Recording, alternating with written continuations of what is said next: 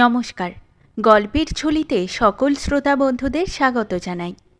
আজ আপনাদের জন্য গল্পের ঝুলিতে রয়েছে সুলেখা সান্যালের লেখা ঘেন্না। গল্পটি ভালো লাগলে একটা লাইক এবং কমেন্ট করে জানানোর অনুরোধ রইল। আর চ্যানেলে নতুন হয়ে থাকলে আরও গল্প শোনার জন্য চ্যানেলটি সাবস্ক্রাইব করতে কিন্তু ভুলবেন না। তাহলে চলুন শুনে নেওয়া যাক আজকের গল্প।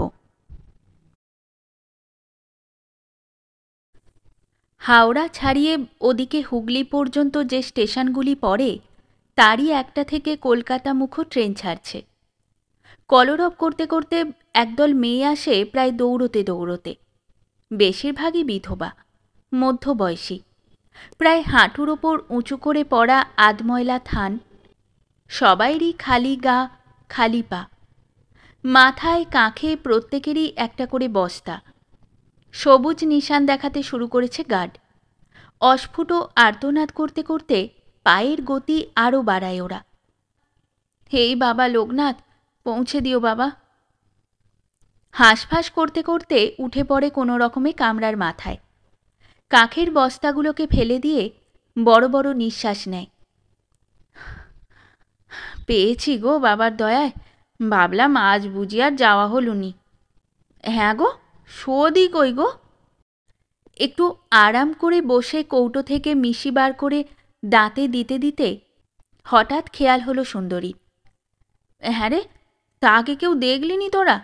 এখনো এলো নি, মাগি হাঁটতেই কি পারে? ওপাশের বেঞ্চ থেকে যোগমায়া বলে, বলিনি তখন নিস নে ও বাঙালকে ব্যবসার কাজে, শুনলিনি? ওর জন্যে তোকে বিপদে পড়তে হবে, এ আমি বলে দিলাম। সুন্দরী উদ্বিগ্ন মুখে তাকিয়েছিল জানালা দিয়ে। দুটো বাঁশি পড়েছে ট্রেনের, এখনও এলো না। হেই যা, গাড়ি যে ছাড়ল গো। একটু দূরে দেখা যায় সৌদামিনীকে, হাঁটছে খুঁড়িয়ে খুঁড়িয়ে। জানলা থেকে সুন্দরী প্রাণপণে চেঁচায়, হে থাগো, এই সদি, দৌড়ো দৌড়ো, গাড়ি পাবিনি। দৌড়োয় সৌদামিনী। সারা গাড়ি শুদ্ধ লোক যেন হাঁ করে তাকিয়ে আছে ওর দিকে। ভেবে কান দুটো লাল হয়ে ওঠে।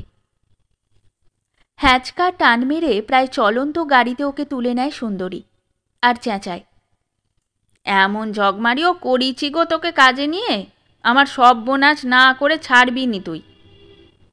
বলে নিঃশ্বাস ফেলে সদি। কপাল বেয়ে ঘামের ফোঁটা নেমে আসছে। বড় বড় ভীরু চোখের দৃষ্টি দিয়ে গাড়ির ভেতরটা একবার দেখে নেয়। গাড়ির যাত্রিনীরা এ গ্রাম ও গ্রামেরই ঘর গেরস্থের, কেউ বউ, কেউ শাশুড়ি। মুখ চেনাচেনি এর সঙ্গে ওর। আনকোরা বাইরের লোক ছাড়া এসব লাইনে আসে না। একজন জিজ্ঞেস করে, একে আবার কোথায় পেলি সুন্দরী? নতুন লোক যে।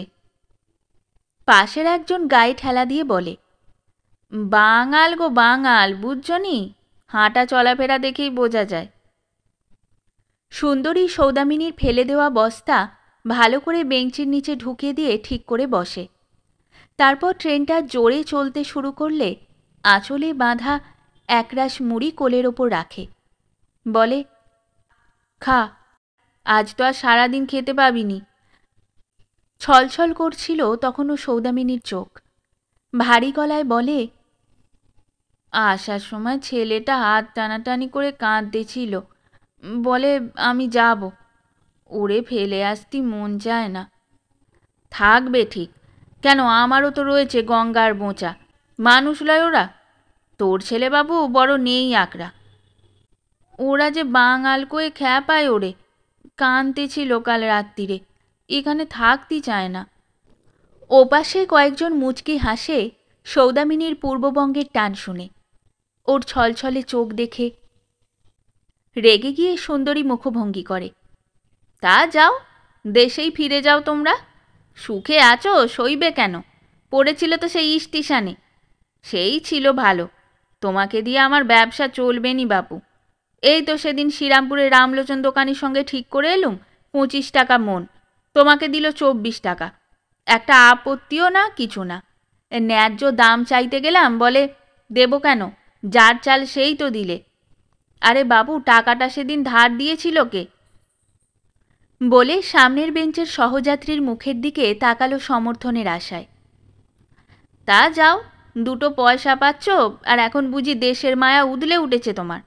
ঝুঁটি ধরে ধরে মুসলমানগুলো তাড়ালো যখন, তখন তো কই বাঁচালো না তোমাদের দেশ।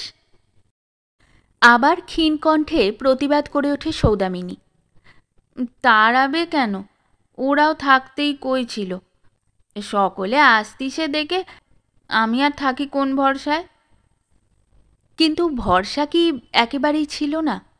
যাবার খবর পেয়ে কানাই এসে বসেছিল। ম্লান মুখে বলেছিল, সত্যই যাবাই? যাব না? না। কেন? যাচ্ছ কি মুসলমান গাড়ে ভয়ে?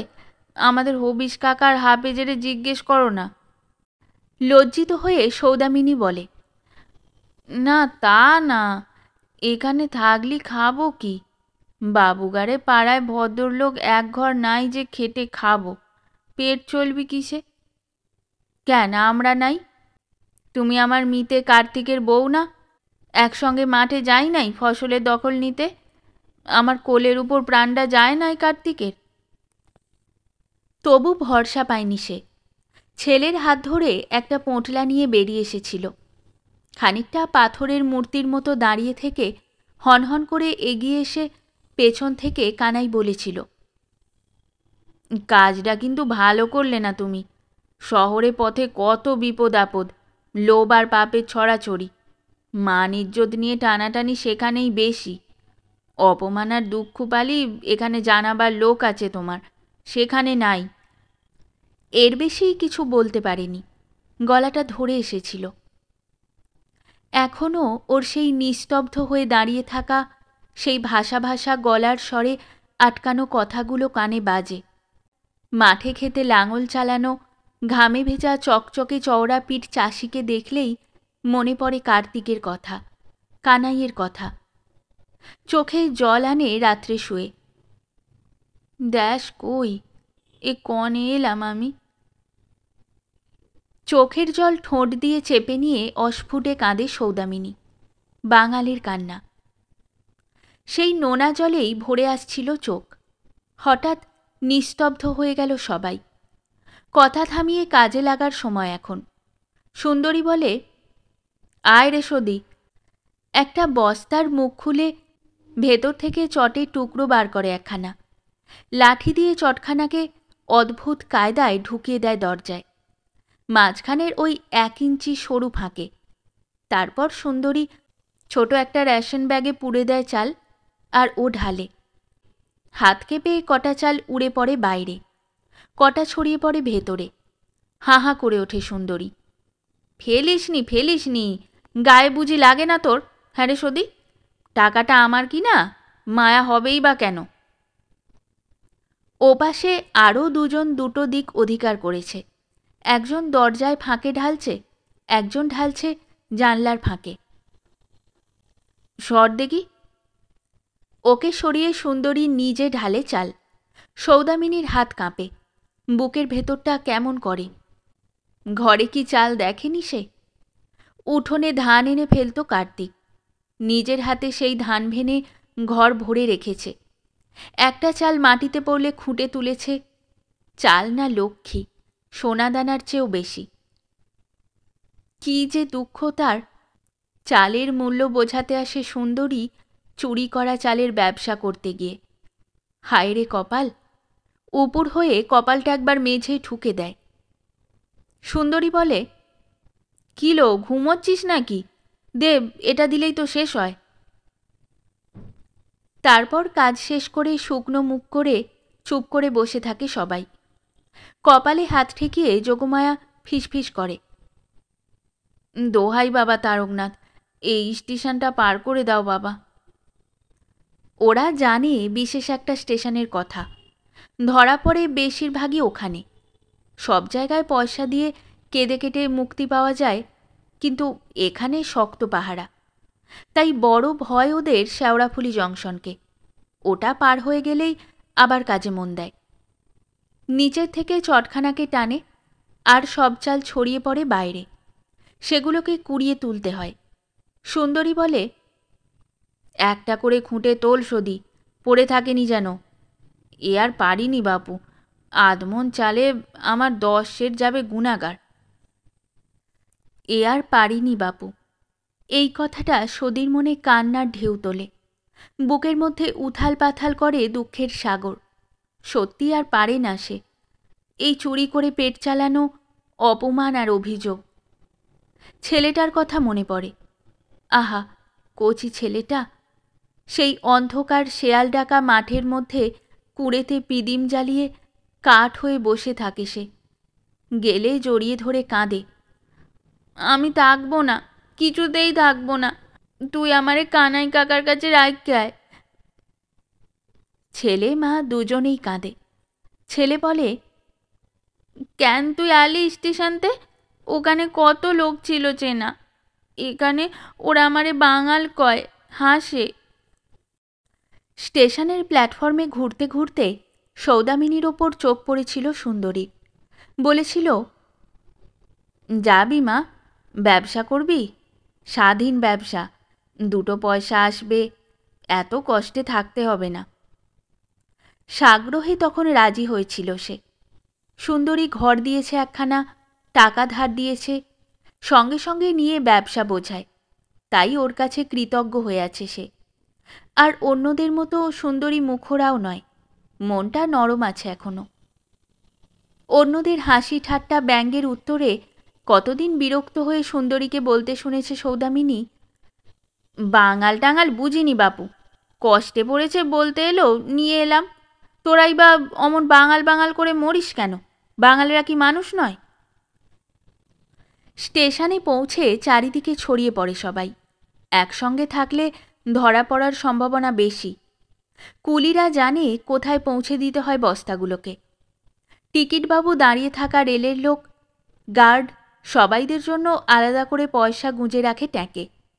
হাত ওরাও বাড়িয়ে থাকে, এরাও বাড়িয়ে রাখে। কথার চেয়ে কাজ হয় তাড়াতাড়ি।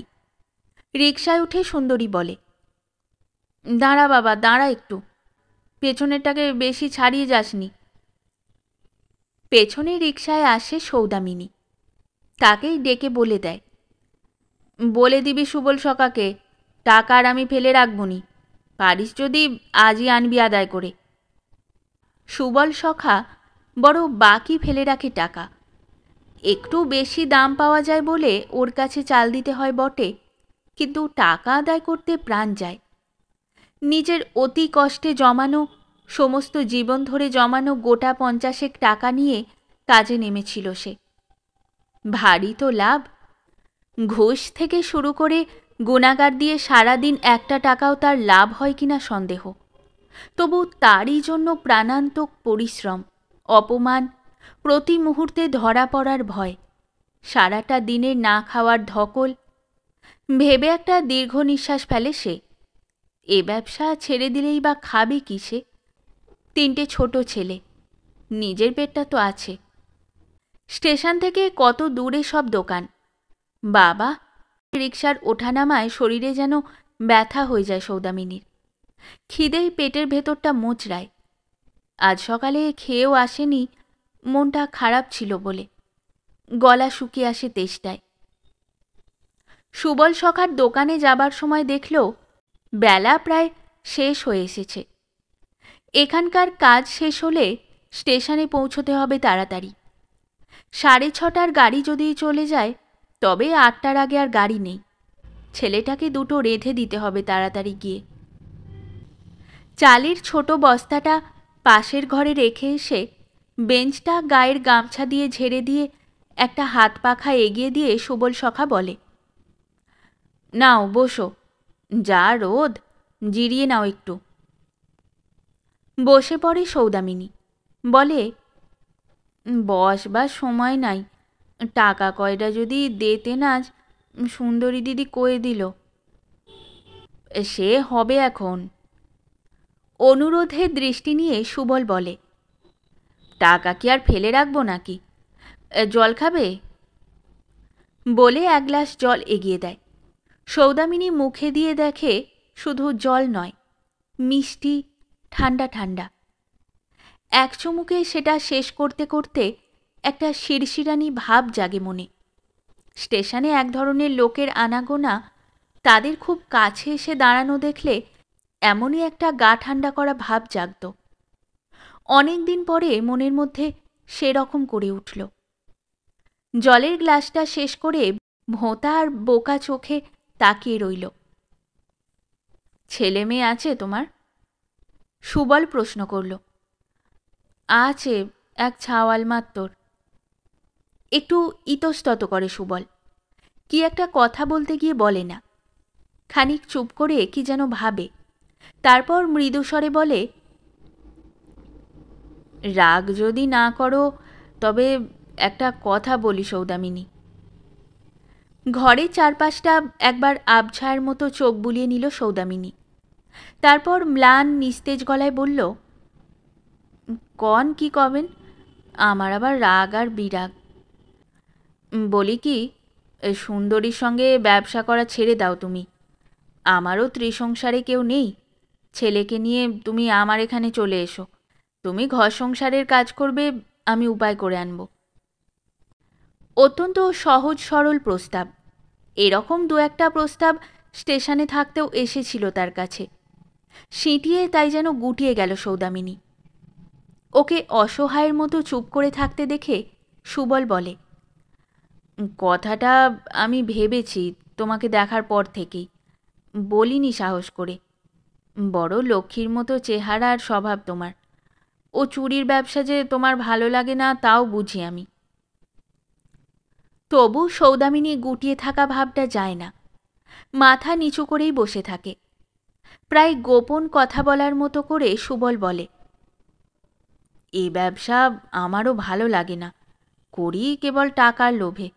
আসল ব্যবসা তো দেখছো আমার, এই দর্জির কাজ, এই ভালো। এশালা চালের জন্যে জ্বালা কি আমারও কম? পুলিশ দারোগার ভয়ে তটস্থ। 2-5 সের চালের উপরই যত নজর শালাদের। তবু উত্তর না পেয়ে বিরক্ত মুখে সুবল বলে, কি বলবে বলো না, অন্যায় বলেছি কিছু? কি ভাবছ? ভাবা কি এতই সহজ? সুন্দরী ছাড়তে যাবে কেন? আর আমি বাঙাল, আপনারা তো ঘেন্না করেন আমাগোরে। তার উপর বিধবা, মানের ভয়ে পালাই আসছে, এসে কি দুর্নাম কেনব? ওসবের কোনোটাই মানিনি আমি। বাঙালও না, বিধবাও না। আর লোকে কি বলল না বলল, ভদ্রবাবুদের মতো তা নিয়ে আমাদের মাথা ঘামালে চলবে কেন? হঠাৎ মাথা তুলে বেলার দিকে তাকিয়ে চমকে উঠে সৌদামিনী বলে, সন্ধে হয়ে গেল, যাব কেমন করে আমি? একটা রিকশা করে যেতে বলে সুবল সখা। ভাড়াটাও দিয়ে দিতে চায়, কিন্তু একা যেতে রাজি হয় না সৌদামিনী। সুবলকে তখন উঠতে হয় পৌঁছে দেবার জন্য। দোকান বন্ধ করে চাবিটা ট্যাঁকে গুজে খানিকটা রাস্তা এগিয়ে সে মাঝ রাস্তা থেকে একটা রিকশা ডেকে বসে। নিজেই যথাসম্ভব গুটিয়ে বসে জায়গা ছেড়ে দেয়। গাঁয়ের মেয়ে, তার উপর বিধবা, পরপুরুষের পাশে বসে যেতে সংকোচ তো হবেই। সৌদামিনী সমস্ত শরীরটাকে শামুকের মতো গুটিয়ে আনে ভয়ে, সংকোচে। হয়তো মাথার ওপর হুড়তোলা রিকশায় লোকটা জড়িয়ে ধরতে পারে। ওর অবস্থা বুঝে সুবল মুচকি হাসে। হত ভয় পাচ্ছ কেন গো? হাত পা খেলিয়েই বসো না, ভয়টা কিসের? খানিকক্ষণ চুপ করে থেকে গলাটা পরিষ্কার করে বলে, বলছিলাম, আসল কথা তো কোনো উত্তর দিলে না। আমি তো রাজি, তোমার আপত্তি থাকলে চালের ব্যবসা ছেড়ে দেব তো বললাম। সৌদামিনীর কমে আসা ভয়টা আবার বাড়ে। স্টেশনের পথ কত দূর একবার তাকিয়ে দেখে নেয়। লোকটা বুঝি এখনই তার অধিকার কায়েম করতে চায়। খানিক জোর গলায় তাই বলতে হয়, কথা তো তোমারে এখনই দিতে পারিনে, দেখি ভাইবা। হ্যাঁ হ্যাঁ, ভেবেই দেখো তুমি, সে আমি জোর করে মত আদায় করব না তোমার। তা সামনের দিনেই যা হোক কিছু ভেবে এসো, কেমন? সৌদামিনীর নিঃশ্বাস ফেলবার শব্দ পেয়ে সুবল বলে, বিশ্বাস করা না করা তোমার হাত। আমার অন্তরের কথাই বলেছি। লোক আমি খারাপ না। লোক যে খারাপ নয় সেটা টের পাওয়া গেছে রিকশায় পাশাপাশি এসেই। কথাটা তা নয়, সৌদামিনীর এখন ধানের দখল নিতে গিয়ে প্রাণ দেওয়া স্বামীর কথা মনে পড়ে, তার মিতে কানাইয়ের কথা মনে পড়ে। দেশ ঘর জমি ধান পাপ পুণ্য মিলিয়ে মনের মধ্যে অন্ধকার নামে। স্টেশনের আলো দেখতে পেয়ে সুবল বলে, আমি এবার যাই, তোমার দলকে পেয়ে যাবে ওখানে। হঠাৎ সুবলের হাত শক্ত করে চেপে ধরে সৌদামিনী বলে, না না, গাড়ি পর্যন্ত উঠিয়ে দিয়ে যাও আমারে। 6:30টার গাড়িটা একটু আগে ছেড়ে গেছে। অনেকক্ষণ অপেক্ষা করতে হয় পরের ট্রেনটার জন্য। সুবল ওকে স্টেশনের চায়ের স্টলের বেঞ্চিতে বসিয়ে কাপে করে চা খাওয়ায়। গাড়ি এলে দুজনে একটা খালি কামরায় গিয়ে বসে থাকে পাশাপাশি। চুপ করে থাকে, যেন সব কথা ফুরিয়ে গেছে। যেতে পারবে তো একা? গাড়ি ছাড়ার ঘণ্টা দিলে সুবল জিজ্ঞেস করে। চলন্ত গাড়ির সঙ্গে অনেক দূর এগিয়ে যায়, যেন অনেক দূর চলে যাচ্ছে তার প্রিয় পরিজন, আর বুঝি দেখা হবে না। গাড়ি প্ল্যাটফর্ম ছাড়িয়ে গেলে জানালার কাছ থেকে সরে এসে ভেতরে বসে সৌদামিনীর দুচোখ ভরে জল আসে। খালি কামরায় গায়ের মধ্যে কেমন ছমছম করে। মনে হয় এ সময়টায় সুবল সঙ্গে থাকলেই যেন ভালো লাগতো। এই ভয় ভয় ভাবটা একটুও থাকতো না তাহলে। সেই গা ছমছম করা ভাব নিয়ে ঘরে এলে ছেলেটা আগুনের মতো গরম গা নিয়ে এসে জড়িয়ে ধরে হাউমাউ করে কাঁদে। তুই ছিলি নে মা, শীতে আমারে কাঁপাইছে সারাটা দুপুর। অনুতাপে বুকের মধ্যেটা পুড়ে যায়। কপালে বুঝি সত্যি অনেক দুঃখ আছে তার। বিধবা মানুষ, ছেলের মা, ১.৫ বয়স হতে চলল। দেশ জমি জায়গা ছেড়ে এসে নইলে আবার নতুন করে সংসার করবার শখ জাগবে কেন মনে? ছেলেকে বুকের মধ্যে জড়িয়ে ধরে বসে থাকে। থমথমে মুখে সুন্দরী ঢোকে, বলে, আজ সুবাসী আর হারানিরে ধরে নিয়ে গেছে পুলিশ, একেবারে হাজতে চালান। ওভাবে আর নেওয়া যাবে নি চাল। পাপ পুণ্যের জগৎ থেকে সম্পূর্ণ অন্য এক জগতে চলে আসতে হয়। বোকা ভোঁতা চোখে তাকিয়ে সৌদামিনী জিজ্ঞেস করে, তবে কি করব? উপায় আছে রে, উপায় আছে। এতক্ষণ পরে একটু হাসে, মিশিমাখা কালো দাঁতে বলে, বজ্র আঁটুনেরই গেরো যায় ফসকে, দে দেখি 8 আনা পয়সা, দর্জিকে দিতে হবে, ব্যবসাও রাখতে হবে, নইলে পোড়া পেট চলবে কি করে? দর্জি? বিস্ময়ে সৌদামিনীর কথা আটকে আসে। দেখছিস কি, এইবার মেম সাহেবই পোশাক পরতে হবে যে, উঠে আয় দেখি। গুটিয়ে নিয়ে আসা মস্ত বড় একখণ্ড চটের টুকরো তার বুকের থেকে পিঠ পর্যন্ত ফেলে একবার মেপে নিয়ে বলে, ঠিক হবে তোর এতে, আমি মোটা মানুষ, আমার লাগবে বেশি। পয়সা নিয়ে যাবার সময় বলে, ভাবিস নি কিছু, সব ঠিক হয়ে যাবে। ওর চিন্তিত ও বিষণ্ণ মুখের দিকে চোখ পড়তে বলে, মর মাগি, ছেলের জ্বর যেন কারুর হয় না, কাঁদছিস কেন? রাতে আমার ওখান থেকে চাড্ডি খেয়ে নিসখনি তুই। কাল বোঁচাকে দিয়ে পাঁচু কোবরেজের কাছ থেকে ওষুধ আনিয়ে দিলেই জ্বর সেরে যাবে, ভাবিস নি। ছেলে বলে, তোরে যদি পুলিশে ধরে নিয়ে যায় মা, বলে কেঁদে ফেলে। পাপ পুণ্য এক নিমিষে উধাও হয়ে যায় মন থেকে। সৌদামিনী বলে, এখান থেকে চলে যাবি সোনা, একজন আমাগরে নিয়ে যাতি চাইছে, তোরে আমি লেখাপড়া শেখাবো। ছেলে ভারী খুশি হয়ে বলে, তাই চল মা। ওদের মনের মধ্যে সুখের ছবিটা একবার জাগে, আবার মিলিয়ে যায়। সকালবেলা সুন্দরী নিয়ে এলো দর্জি তৈরি করা জিনিসটা। গলার ওপর থেকে পেট পর্যন্ত একটা মস্ত বড় চটের টুকরো ভাঁজে ভাঁজে সেলাই করা, পেছনে কাঁচুলির মতো কতকগুলি দড়ি। সুন্দরী বলে, চাল আনতো দেখি কষের। চালের ধামা এগিয়ে দিলে বলে, ধর দেখি লম্বা করে। তারপর কৌটোয় করে চাল ঢালতে থাকে সেলাই করা ভাঁজগুলোর মধ্যে। হাঁ করে তাকিয়ে থাকে সৌদামিনী। দরজা জানলার ফাঁকে ছালা গুঁজে চাল ঢালবার সময়ও এত আশ্চর্য হয়নি সে। ধামার প্রায় সব চালগুলি ঢেলে নিয়ে সুন্দরী বলে, আয় এদিকে। তার পা থেকে কাপড় ফেলে দিয়ে বেঁধে দেয় শরীরের সঙ্গে। চটের পরশ আর চালের ভ্যাপসা গন্ধে দম যেন বন্ধ হয়ে আসে। ভীষণ মোটা মেয়ে মানুষের মতো হাঁপাতে থাকে সৌদামিনী। আমি পারবো না, আমি মরে যাব ওসব পড়ে, ও দিদি। ছেলেটাও মায়ের অদ্ভুত সাজ দেখে হাউমাউ করে কাঁদে। সুন্দরী রেগে ওঠে, পারবো না তো করবে কে শুনি? আমি এমন মোটা মানুষ, আমি পারছি নে? আরও সবাই যে নেবে, কষ্ট তাদের নেই? না হয় চাল কিছু কম করেই নিও তোমারটায়, পেট চালাতে হবে তো। ফিতেগুলো খুলে দিয়ে আবার চালগুলো ধামায় ভরে ফেলে তাড়াতাড়ি। সেদিকে তাকিয়ে কান্নায় যেন গলা আটকে আসে সৌদামিনীর।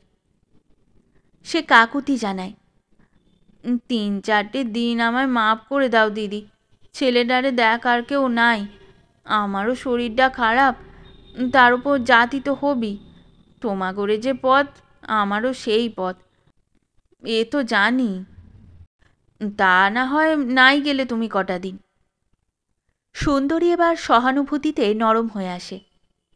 বুঝিস তো দিদি, পেটের দায়ী তো সব, এই বা কদিন, আবাগির বেটারা ঠিক ধরে ফেলবে দেখিস। যত চোখ কি আমাদের উপর গো? 10-20 চাল নিয়ে কি দালান তুলব আমরা? সুন্দরীর কথা সৌদামিনীর কানে যায় না। ও পথ খোঁজে। এইবার গিয়েই সে সুবল সখার প্রস্তাবে রাজি হয়ে আসবে, তারপর চলে যাবে ছেলেকে নিয়ে। তাতে যদি পাপ হয় হোক। সেই একই সময়ে কলরব করে মেয়েরা দৌড়য় গাড়ি ধরতে। বস্তা নিয়ে ভয়ে ভয়ে এদিক ওদিক তাকায় না বটে, কিন্তু চোখের দৃষ্টি যেন ঠিকরে বেরিয়ে আসে। বড় বড় নিঃশ্বাস নেয় আর হাঁপায়। চেনা জানা লোকের সঙ্গে দেখা হলে তারা হাসে, কি গো তোমরা যেসব পাল্লা দিয়ে মোটা হচ্ছ। ওরা গালাগালি করে, চুপ কর না ড্যাকরা, কে কোথা দিয়ে শুনবে, হয়ে যাবে ব্যবসা করা। বিকেলে ফিরে আসে স্বাভাবিক শরীর নিয়ে ওরাই, স্বাভাবিক মানুষের মতো নিঃশ্বাস নেয়। সবাই বলে, ছেড়ে দে বোঝাই এ ব্যবসা, 2-5 সের চালের জন্যে প্রাণ যে অতিষ্ঠ হয়ে উঠল গো। কিন্তু ছেড়ে দেব বলেও কেউ ছাড়তে পারে না, কষ্টটা সেখানেই। কটা দিন পরে ছেলে সুস্থ হয়ে গেলে কোনো অজুহাত দেওয়া যায় না। সুবল সখার সঙ্গেও দেখা করা দরকার। এখনও যদি তার মত বদলে না থাকে, তবে সৌদামিনী মত দিয়েই আসবে আজ। খানিকটা আশা থাকে বলে 15 চাল নিয়ে চটের পোশাকটা খুব ভারী মনে হয় না। সুন্দরী বলে, আর একটু জোরে হাঁট। চালের ভ্যাবসা গরমে কষ্ট হয়, হাঁটতে পারে না, তবু চেষ্টা করে। কেবলই মনে হয় আজই তো শেষ দিন তার। চলতে চলতে ভাবে, সুবল পরিশ্রম করে ফিরবে, ছেলেটা স্কুলে যাবে পড়তে, সেও দরকার হলে সুবলকে সাহায্য করবে। আহা, এক নিমিষে যদি পৌঁছে যাওয়া যেত সেখানে। গাড়িতে উঠে কষ্ট হয়, তেষ্টায় গলা শুকিয়ে আসে।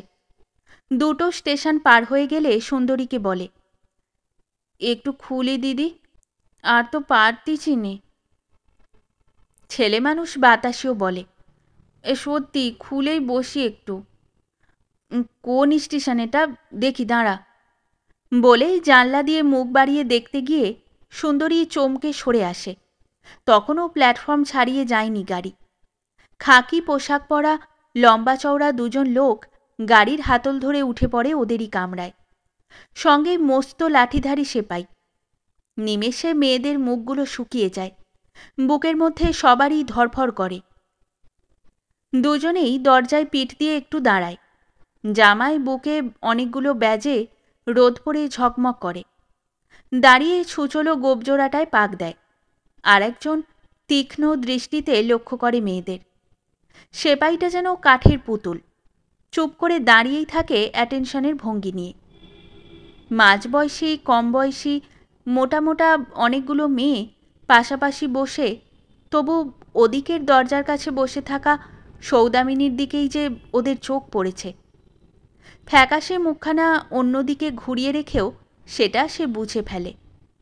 মেয়েরা ভোঁতা আর বোবা দৃষ্টি নিয়ে নিস্তব্ধ হয়ে বসে থাকে, নড়ে না, শব্দও করে না একটা। সিগারেটে দুটো বড় বড় টান দিয়ে পায়ের নিচে জুতো দিয়ে পিষে একজন অফিসার হঠাৎ অদ্ভুত ক্ষিপ্র হয়ে উঠে বাতাসির সামনে গিয়ে দাঁড়ায়। চাল নিয়ে ভাগছিস শালি, বার কর শিগগির। হাউমাউ করে বাতাসে আর্তনাদ করে, ও বাবু, পায়ে পড়ি বাবু, আজকের মতো ছেড়ে দাও বাবু। দাঁত বার করে তৃপ্তির হাসি হাসতে থাকে পেছনের লোকটা। সেটা আবার এগিয়ে গিয়ে বাতাসির কাপড় চেপে ধরে, আর একজন সম্মতি দৃষ্টি নিয়ে সামান্য দূরে সরে দাঁড়ায়। রিভলভারটা বার করে হাতের ওপর নাচায়। মেয়েগুলোর ভয়ে আড়ষ্টতায় দম আটকানো ভাবটা ওরা খুব উপভোগ করছে, সেটা ওদের চোখ দেখেই বোঝা যায়। সৌদামিনী হঠাৎ উঠে গাড়ি থামাবার শেকলটার দিকে হাত বাড়াতেই একজন এগিয়ে গিয়ে হ্যাচকা টানে হাত নামিয়ে দেয়। বড় যে শখ চাঁদ, শেকল টেনে গাড়ি থামাবে? চুরি করে ব্যবসা করে আবার তেজ দেখ। সৌদামিনী রাগে হাঁপায়, চোখ দুটো জ্বলে ওঠে। তালি নাইমে যাও, যা পারো স্টেশনে নামে করো, 5 জন লোকের সামনে বিচার হোক, পুলিশে দাও হাজতে পড়ো। তা না চলন্ত গাড়িতে উঠে মেয়ে গড়ে কাপড় ধরে টানাটানি, এ কি চাল ধরা না বজ্জাতি? চোপড়াও। হুঙ্কার দিয়ে এগিয়ে আসে অফিসার একজন। ভারী যে গর্জন, সরকারি লোক দেখেও ভয় নেই একটু? ভাবছিস আমরা জানি নে চাল নিয়েছিস কোথায়? সব শালির কাপড় খোলাবো আজ। পেছনের দরজাটা বাতাসে কখন যেন খুলে গেছে, কিন্তু সেদিকে তাকাবার অবসরও থাকে না। লোকটা যতই এগিয়ে আসে বুকের কাপড় শক্ত করে চেপে ধরে বিস্ফারিত চোখে সৌদামিনী পিছিয়ে যায়। এতটুকু কুণ্ঠা নেই। আঁচল চেপে ধরে সরকারি লোক বলে, খোল কাপড়। সেপাইটার মুখখানা ফ্যাকাশে হয়ে ওঠে, সেই যে চোখ নামায় আর তোলে না। রুদ্ধ কান্নায় শরীরটা তুলতে থাকে সৌদামিনী। তীব্র ঘৃণায় ঠোঁট দুখানা কুঞ্চিত হয়। শেষে প্রাণপণ শক্তিতে লোকটার চুলের গোছা মুঠি করে চেপে ধরে দুহাতে। অফিসার বারে বারে মাথা নাড়ায়, ছাড়াতে পারে না। কষ্ট হয় খুব, চোখ দুটো ঠিকরে বেরিয়ে আসে। শেষ উপায় হিসেবে বুট শুদ্ধ পায়ের একটা জোর লাথি কষিয়ে দেয় মেয়েটার পেটে, তাতেই কাজ হয়। কাপড়খানা থেকে যায় হাতে। খোলা দরজাটা দিয়ে সৌদামিনী কেবল ছিটকে বেরিয়ে যায়। কাপড়ের শেষ প্রান্তটায় সামান্য একটু টান পড়ে। ভদ্রলোক নোংরা জিনিস হাতে পড়ার মতো চমকানো ভাব নিয়ে কাপড়খানাকেও জানলা গলিয়ে ফেলে দেয় বাইরে। বাতাসে ভেসে ভেসে উড়ে যায় সেটা। শেষ হলো আমাদের আজকের গল্প। গল্প পাঠে এবং বিভিন্ন চরিত্রে আমি তৃষিতা। গল্পটি ভালো লাগলে লাইক এবং শেয়ার করে দেবেন, আর চ্যানেলে নতুন হয়ে থাকলে আরও গল্প শোনার জন্য চ্যানেলটি সাবস্ক্রাইব করতে কিন্তু ভুলবেন না। খুব তাড়াতাড়ি নতুন একটি গল্প নিয়ে ফিরে আসব। সকলে ভালো থাকুন, শুনতে থাকুন গল্পের ঝুলি।